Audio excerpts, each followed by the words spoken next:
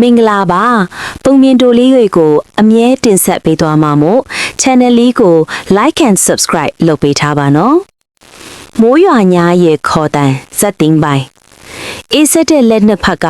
ဝင်းရဲ့လက်မောင်းကိုတင်းတင်းဖိကင်ထားသလိုခံစားရတယ်ဝင်းရဲ့စိတ်ထဲမှာကြောက်စိတ်ကြီးတစ်ခုတည်းတင်မဟုတ်ပဲစိတ်မကောင်းစိတ်တစ်ခုလည်းပေါ်လာတယ်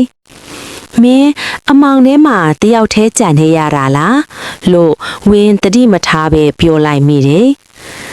အမောင်ထဲကအတန်တိတ်သွားတယ်ခဏအကြာမှာအေးဆက်လက်ဖိအားလဲနေသွားတယ်တကားပိတ်ထားခဲ့တယ်လို့ကလေးအတန်နူးညံ့နေနေနဲ့ပြန်ကြရတယ်ဝင်းသဘောပေါက်သွားတယ်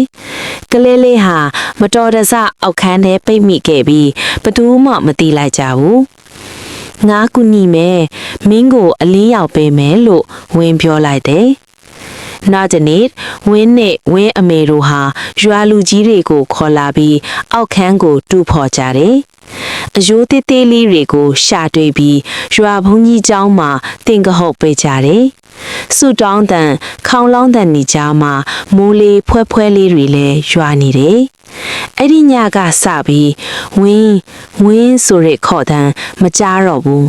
ဒါပေမဲ့ဝင်းအိမ်မက်ထဲမှာတခါတရံမိုးရွာညတွေမှာအလင်းရောင်လေးကိုလမ်းလျှောက်သွားတဲ့ကလေးလေးတစ်ယောက်ကိုမြင်ရတတ်တယ်